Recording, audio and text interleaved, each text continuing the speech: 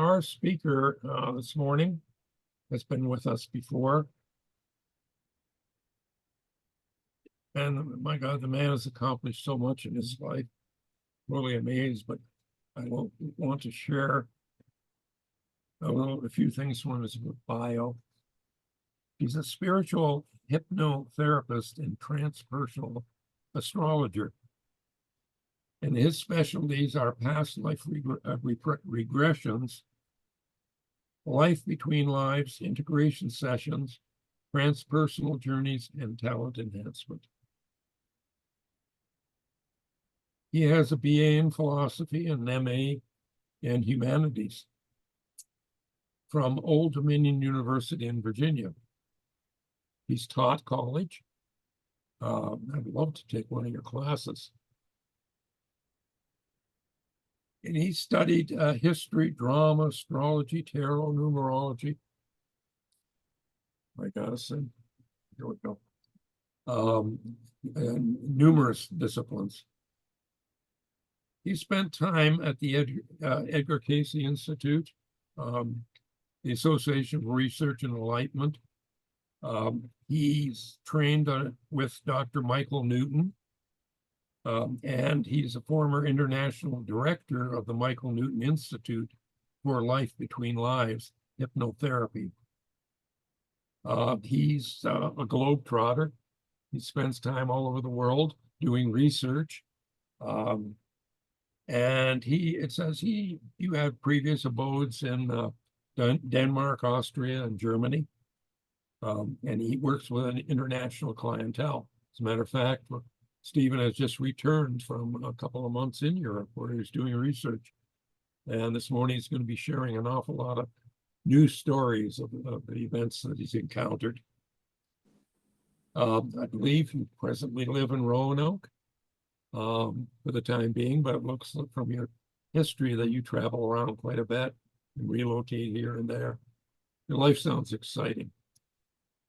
So without further ado, our guest speaker this morning, Stephen. Thank you, Ernie. Yeah, it's nice to be here again. And I wanted to share a couple of tales from the trails. And as you probably know, I collected some previous stories from my sessions, which goes into past lives, but also into the spirit world, that Michael Newton had talked about. And that would be the life between lives. And where do we go when we're not here upon the earth, even if we're talking about past lives? So it's a grand journey, one can say. And we are on it.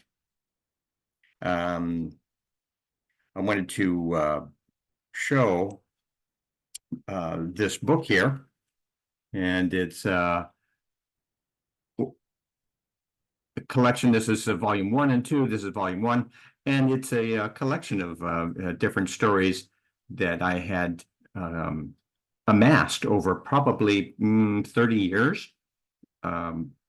And collected into a larger philosophical framework, about why are we here? What is this all about? Are we souls temporarily here in these bodies? And what happens after death? And is there karma? And what about reincarnation? And besides going into past lives, other locations, whether that be ancient China or Egypt or wherever, but also in between those incarnations upon the earth, we go to other places, other dimensions, into the spirit world. So trying to get this larger, perspective of, what is it all about? And that has led a very interesting journey in aiding people not only to discover who they have been, why are they here, what are the larger issues that they're working with, dealing with, but also if there are some worries, if there are some pains, if there are anxieties and issues, even physical ones, is there, if not found in our present life, can we perhaps find the the culprit or the origins of certain issues in past lives. And that brings us into karma. And so over the years, I have shared different stories, not only from my books, the collection of quite a few different stories as not only anecdotes, but really showing some of these different themes like progress, relationships, promises, vows, earnest education, getting lost along the way. There's many different stories that, individuals have, and take a look at history books and biographies, and you can see more of the same, all kinds of stories. So I lived in Europe for 10 years, and many Europeans are fascinated with this work. And I keep on going back because there's just more desire for it. More people saying, "Well, just tell me, next time you're in town, Stephen, and I'll sign up." And I said, "Oh, okay, I'll go back to Europe, go back to the outside cafes, to the ancient castles and cafes and architecture." Yeah, it's a rich life, interesting, and it's actually part of what my soul desired to have when I incarnated as Stephen. I said, well, if it's going to be like really a sedentary, boring life, stuck somewhere, I don't think I want to participate. And they said, okay, you can travel. Okay, then I'll incarnate.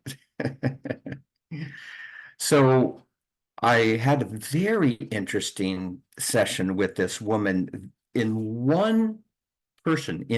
We had two sessions, but with this one person, so many dynamics came up. It was so rich in studies, in lessons, in cause and effect, and as well as some of the present day worries, anxieties, issues that's been eating at her for years because she's in her early 60s. And where did that come from? And what is going on there? So it's a grand journey, and it involves several lives just within one soul's experience. And so just have a seat. Oh, you're already sitting down. Very good. And we will take you on this really interesting journey. Her name is Susan. And as I said, early 60s, married, has some grandkids, and she's seems to be, or seemed to me to be, kind of happy, contented, but then she told me her really inner stories, and she had been filled with angst and anxieties and worries, and a feeling that there is this big, dreaded catastrophe that is just around the corner. She can't put her finger on it. She doesn't know exactly what it is, but she has had that her whole life, that it's coming. There is something bad coming. And to kind of like ward it off because it was so vague. She didn't know what it was, but she knew the feelings from that. So she got into some classic ritualistic activities to see if she could ward off things, like cleaning her hands. And if things were clean, if there was a cleansing, and again, this is all unconscious and automatic at this point, then maybe it will stave off this dread, this thing that she didn't know what it was about, but it's coming. And that was, our first introduction. That was our conversation before we had our session. And then she goes actually very quickly into a nice state. And I had found out previous that whether that be in a workshop situation or meditation, she could very easily access these very nice places, these very peaceful and uplifting places. And she thought, what a contrast that is from her kind of everyday worries that something negative is here and there's anxieties. So she periodically had these, let's say, breaths of fresh air from her spiritual experiences and meditations and prayers. A Christian woman and sincere and with a feeling that even though she's going to handle everything, and probably her friends and neighbors would think, well, she seems to be okay. She seems to be, feet on the ground and so forth. But inwardly, she had her dreads. And then, as I said, she had her ritualistic cleansing reactions to things that a lot of people didn't know about, didn't see, but it was kind of running her life. So that was, the introduction that I had. And then I found out that her dreams, and this is something that I, as a hypnotherapist, I pay attention. I ask about one's dreams. Are they in color? Are they rich? Do you remember them? And she had very vivid dreams, and even had one quite special the week before we got together. And I always pay attention to those things, not only in dreams, but also just before we have our session, signs, symbols, synchronicities, unusual types of dynamics will actually come to people, and they're not by mistake. It's part of the plan. It's part of the session. It has begun before we physically got together, and the soul knows that. Oh, you're going to be having a conversation with me very soon. I'm going to be there, and it's going to be recorded. I am going to tell you some things.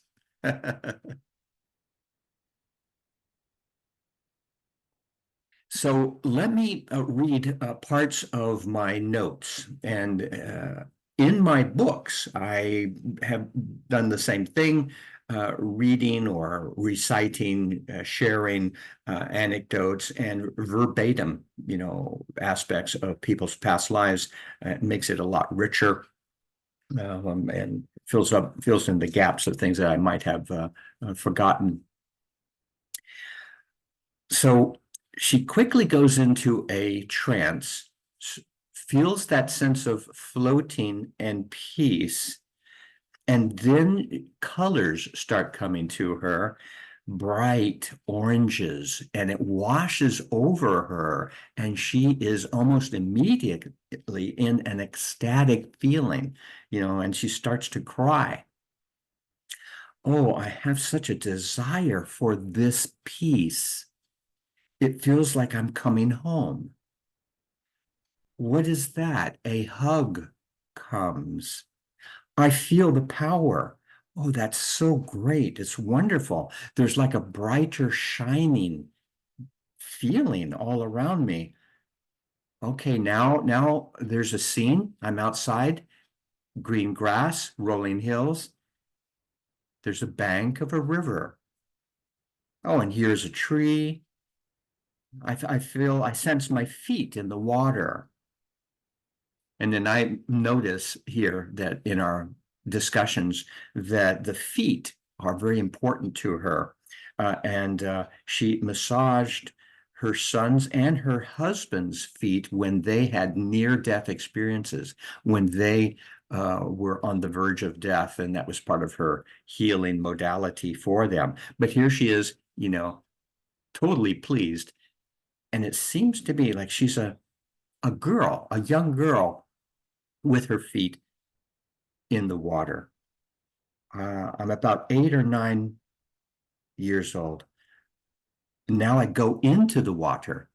And to me, especially when I know that they're in this spiritual place, the water is sometimes a bit like a cleansing opportunity, a refreshing opportunity to really get clean and Then she admits, oh, yes, I'm totally connected to nature.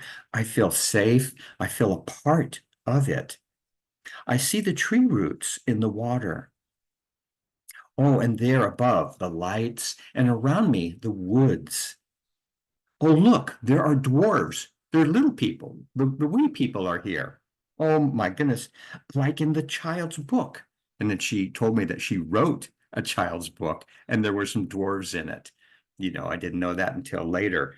But what came first, I asked, uh, was it this memory? Was it like a sense of the spirit beings sometimes disguising themselves in a safe manner so as not to freak out people when they look at perhaps a ghost? But if it's a dwarf, if it's a pixie, then that's not so scary. Oh, here they are, the dwarves. How fun. They're light, free, natural. I feel like I'm in my element. I feel spirit, secure. Nothing bad can happen. And of course, that was her big thing as in her conscious life. Something bad might happen. And then in the space of her next breath, now something dangerous. A dark cloud. It's harder to breathe. I'm losing it, this feeling. And then I intervene and ask for her spirit guide to come and aid her because we don't really want her to lose it. But at the same time, we also want to confront whatever it happens to be, right? So then she feels that, okay, thank you, a connection above, a light. I feel a feminine spirit, soft and safe. And that's above here, but down below, the negative is below. I hear voices. And so then I ask, feel around you, use your intuition and a bit of a radar feeling. Are you alone or are there others? And she takes a deep breath and she says, there are 4 entities here. Not unusual in my work that there are these souls, these entities, these sometimes lost beings who sometimes come to, especially children, or people who are in pain because they want to either help or care for that hurt soul, or maybe they too are in pain. And then we're talking about misery loves company. And so it's a magnetic draw. So again, not so unusual. I think one of these souls is my grandfather, and he tells me, I know you. I want you to see me. I never met you, but I miss you. And I see that he is a bald fellow. And I recognize that I have always liked and been drawn to bald men. They are, my grandfather, several, people in my youth were bald. And so she admits, yes, okay, I love you too. Recognizing now, this is Stephen, in the present, thinking, okay, they, as personalities, they never met. He is, however, her grandfather. And so automatically I'd have to say, well, that is a soul connection.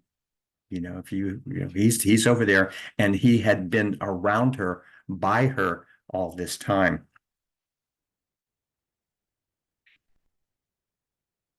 Then he leaves after he makes his introductions and he passes on his message. I love you, I care for you.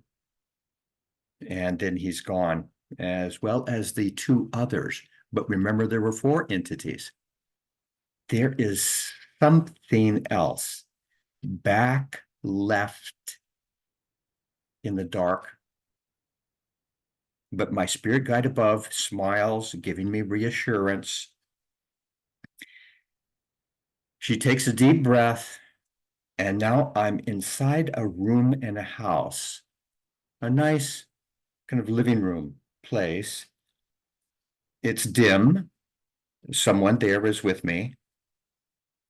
I'm wearing a dress, an apron, a simple outfit. I'm a young woman in my 20s. I'm quiet. I guess I'm an introvert, but I'm humming a song, cleaning things, dusting, making a fire, organizing, arranging. I don't see that other anymore, but I'm not alone. Others live here, but there's not much interaction. My name is Anna. It's the 1700s, 1739. I feel my mind questioning, where'd that number come from? I find that very interesting that here is the soul giving the information very specific about a past life, and then her conscious mind's her everyday present awareness says, where'd that number come from? People going in and out of the point of view from within, the different voices that we have. I feel I'm in Northern Europe. Anna. Okay, another scene, another memory. I'm outside in a garden. It's windy. Now I'm a child. I don't have a mother. I don't know. I feel homeless. Someone forgot me, left me. And then she gets emotional. My mother died. The father is not here. A sailor gone to sea. And she cries. I feel so alone, left here. And the next breath, another scene, another memory. I'm in a church, alone. I'm a young woman now, knees on the bench, seeking comfort from God. I'm so sad. And it means he does good things for you.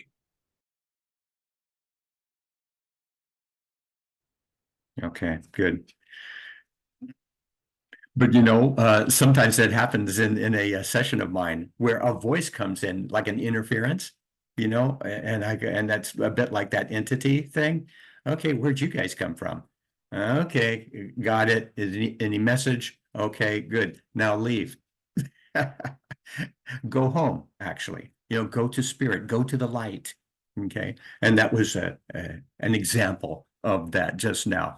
And in a session, you just have to be aware and just go with it and say, okay, I'm not going to ignore it. There's something there, but it has to go.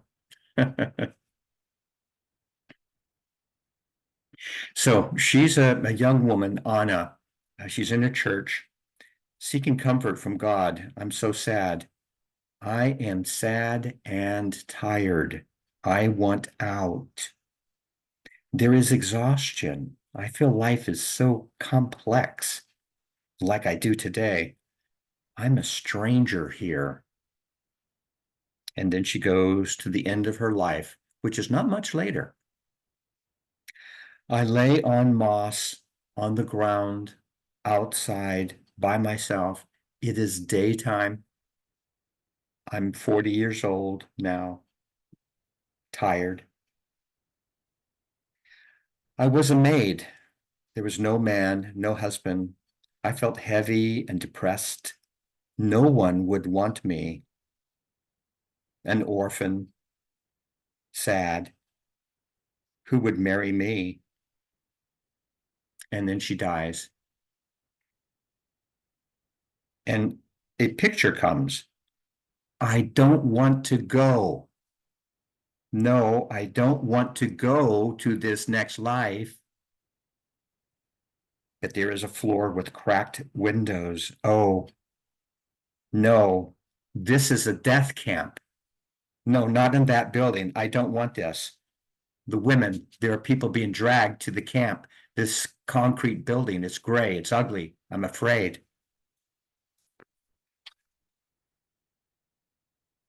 At this point, of course, it's too emotional and I have to pull her out. Let's go, breathe, connect again with protective spirit, with your higher spirit guide.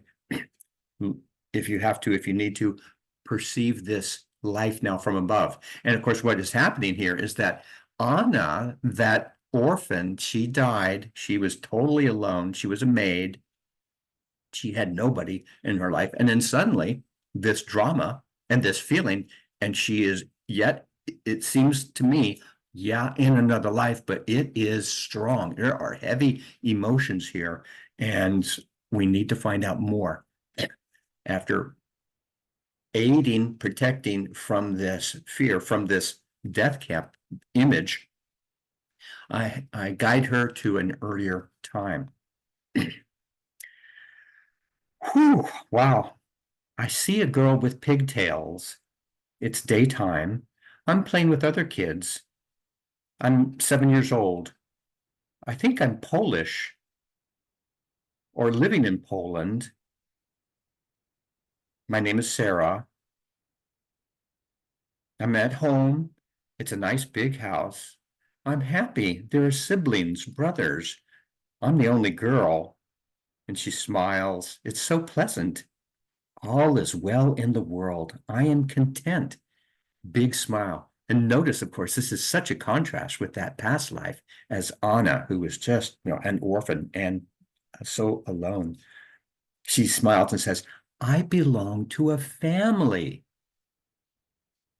She takes a breath, and we go a little bit later, a few years down the road. Now I'm at school.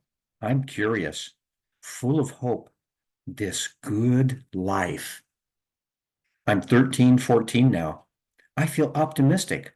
All is possible. It's 1930. And she puts her hand on her heart. I see my father. He looks at me, and I feel his love. But he does something forbidden. Some years pass. He hides people. It's dangerous. There's something in the air. It's not spoken. Like the wind changes before a storm. Oh, yes, something is dangerous. I can't see it. And then she gets very emotional. Oh, the lightness is now overcome. Exactly this feeling I can't describe. I've felt this dread before. And we know that that dread was that death camp. And she was a Polish Jew in the 1930s. And she was sent off to Auschwitz. That was that first image, that she did not want to go into that building. But that was, of course, the dread, the coming dread, that this idealistic life, happy little girl, brothers, family, loving father, everything. And that was how it ended. I didn't want her to experience the terrors of that, the strong emotions, the dread. So I had the soul move past that into actually the release from the body, from Sarah. And from above, she says, it's like a fire that went out. It's now quiet. And there below me, the burning. And now a distance. Further away, it gets quiet, lighter. I sense around me there were many souls left, other souls kind of floating up into the air, leaving same time. I'm now with my spirit guide. And I lay my head on her lap. I ask why. What was this about? And my spirit guide says, you wanted to know this. You wanted to understand this sacrifice and the consequences of karma. I know that a life like that could happen, and to so many people. I get it. I understand. I can empathize because I was there. And then she has another recollection, and it's kind of like a daydream after the death, after the release, after going into the spirit world. In meditation, I saw myself as a priest, a monk, but he was separated from the world. He was a hermit, apart. A meditation led me to his hidden life in the dark, like in a cave or in a hut someplace, dismal. He couldn't look God in the eye. He had guilty feelings. And then I knew, I saw it, that in his earlier life, this monk was a priest and he wanted to convert the heathen.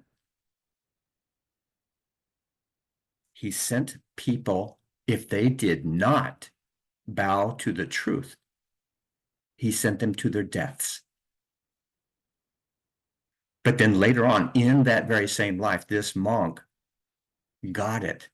He was so filled with remorse that he became that hermit, that monk, going off into separation, filled with guilt, and doing his penance and repeating again and again, forgive me, what have I done?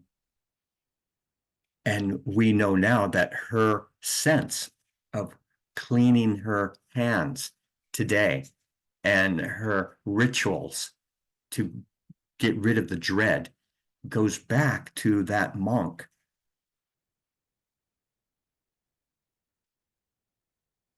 That was in the 16th century. And that, interestingly enough, was when it all began. We do then a healing circle because we have now recognized the whole cosmic cycle, that once he felt that remorse and he retreated and said, my God, what have I done? Then it was a bit of self pressure and not only that sense of guilt, but he had to pay penance. But at the same time, there was this sense of karma. You do, and so you receive. You give out, and so shall you get. And as he condemned other people to die, what happened in that Polish life later? And then after he died, remember that he was alone, he was unworthy, he was a sinner. God was probably going to punish him. And then his next life is as the girl Anna in Northern Europe, who was an orphan and nobody loved her. It was a setup from his own sense of self-worth, that he was worth less. And so he was born again as this girl who felt that. And she never had a relationship, never had a friend, and died alone. And that was a combination, I think, of that penance that the monk continued into the next life, but also this sense of karma. What have you done? You took people away from their families with your religious zeal, so you will not have a family. Then that girl dies, Anna, and as we know, totally miserable and alone and so forth. But then, here is a new opportunity, a new chance. And then she was the happy Sarah in Poland. But of course, it was the 1930s, and that existential dread that my client had, of something bad is coming, of course, we all know that in our history books that, yeah, World War II was coming and the Nazi death camps were coming. But, young Sarah did not know that. But the energy was there. And once she actually confronted it, and she did go to the death camp, she did go to Auschwitz, and that's where she died. Then from there, she was released, but still that sense of what was that about? And that's where the spirit guide says, remember the monk, the priest, you condemned, you are now condemned. But it's a complete cycle now, not necessarily complete, because once her life now as my client, she came to parents who she had no soul connection with. And that I find unusual, but they were both traumatized by the war. And, in real life. And so it was like her soul came into them as a couple with misery loves company, with a sense like, oh, yeah, you too, you barely made it through that war. Well, let me tell you my story. And so it was into a traumatized family that she came.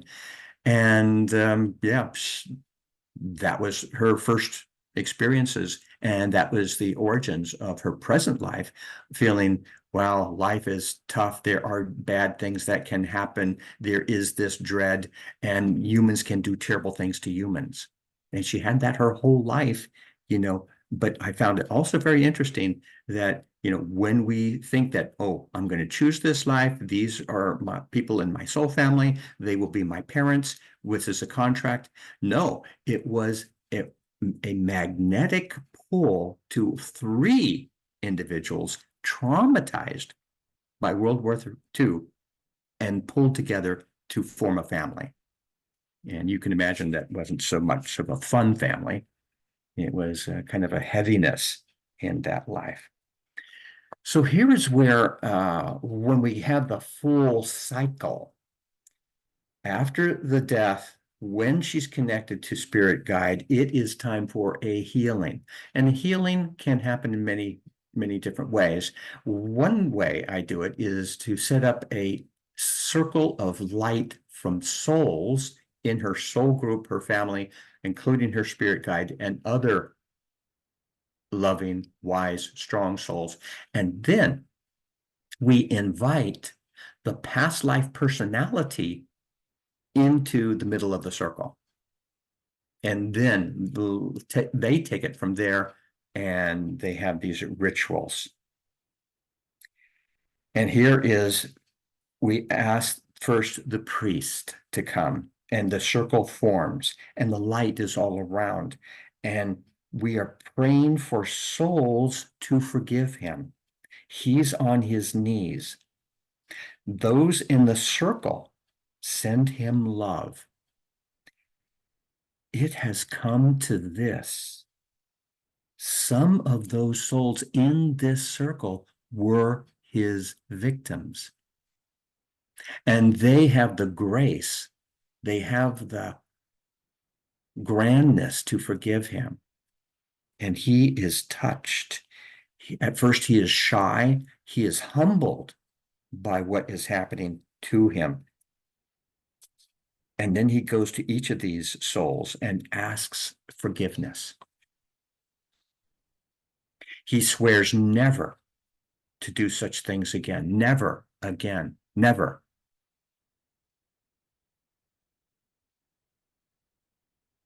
And now she says, I recognize something else within me here.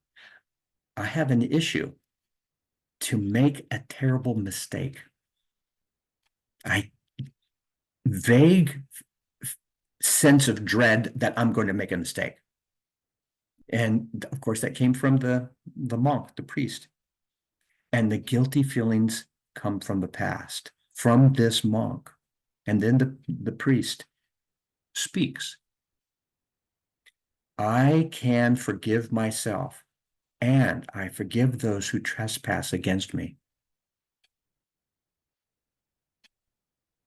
I recognize that it can be so bad. False beliefs. I see that now. And so I drop it. Forgiveness. Now, forgiveness is so needed and so wonderful. And then we ask Anna, the poor orphan girl, to also come to the circle. And there she is in the middle. And my client, Susan, says, I feel so much love for her. But this is in me too. As a child, I was feeling also unloved. She now holds her head up. She feels the joy and the peace. She smiles, and so do I. I know this. I know this in my life. I have felt all of this, these various feelings, the sadness, alone, the worry, the guilt. I have felt all of these things. And now we invite Sarah, who the Polish Jew, come to the middle. And she immediately feels the joy. The joy comes to her. They come to her, the souls, the spirit, the love. It's so wonderful.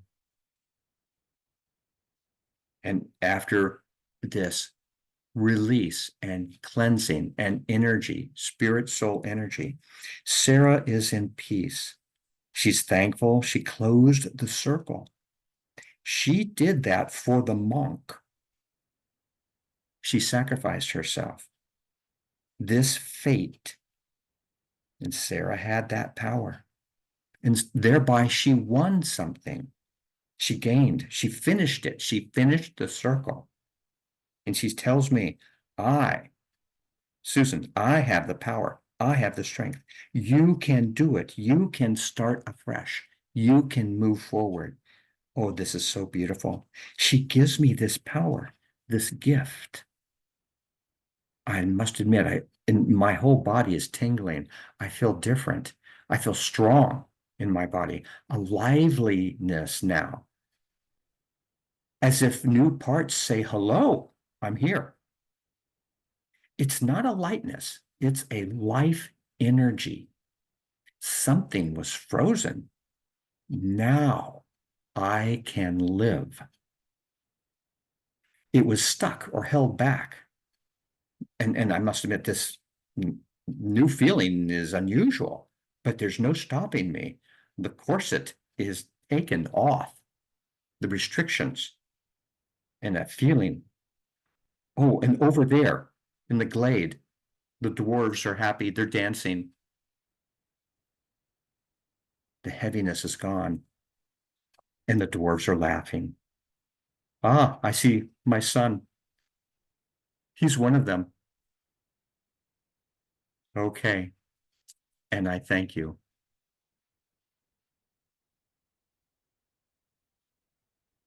And there was the complete circle of life and mistakes and so forth that I'm sure, lots of food for thought for perhaps several of you here listening. But one thing that, several things came, one is when you take a look of that life as Anna, an orphan, isolated, alone, no friends, just a drudge job, but no life, died alone.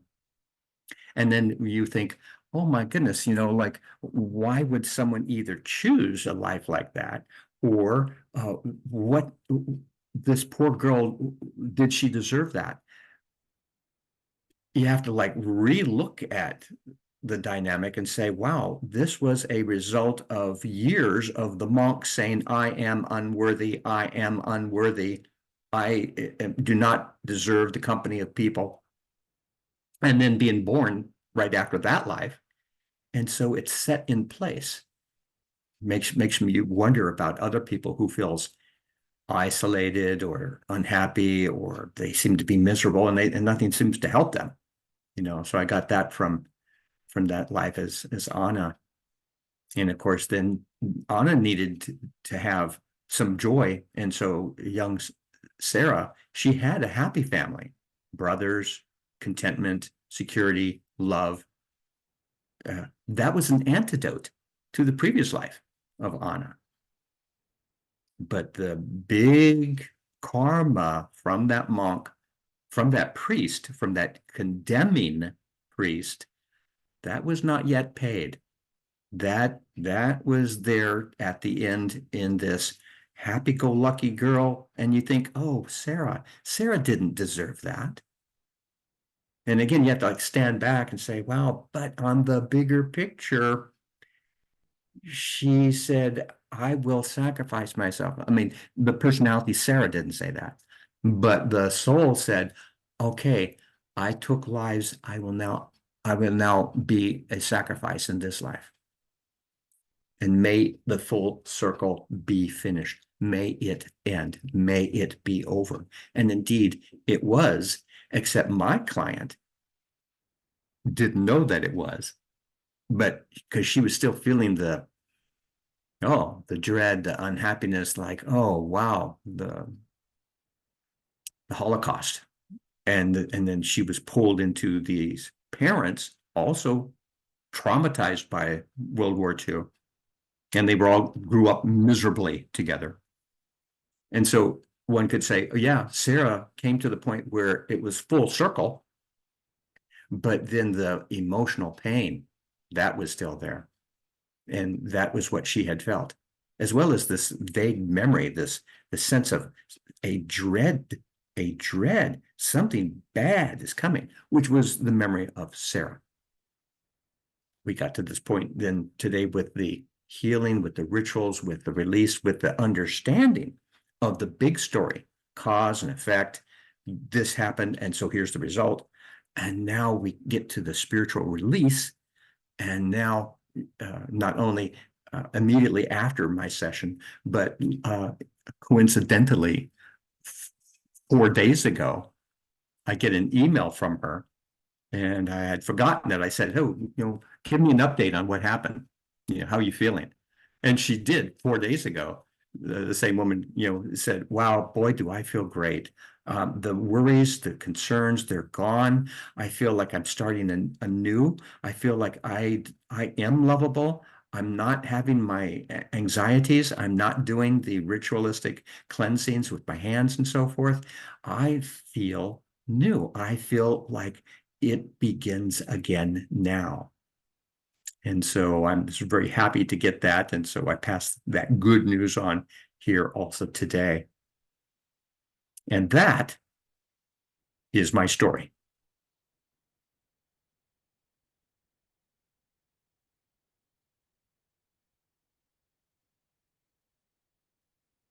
So I would imagine that some of you may have had either ideas or responses or questions connected to Susan's story, or things, of a parallel nature that you'd like to talk about now. So I can open it up to questions, and hopefully I might have some answers or some other questions.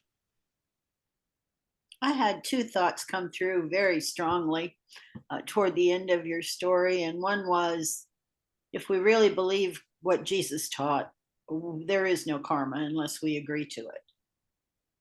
Right. Forgiveness would move us right up and out from all of that. And the other thing was, we appear to have a lot of say-so in how we play out the karmic game. It isn't put upon us by some judgmental guide or spirit teacher. It's something we work out with our compatriots. Did you get that sense from it?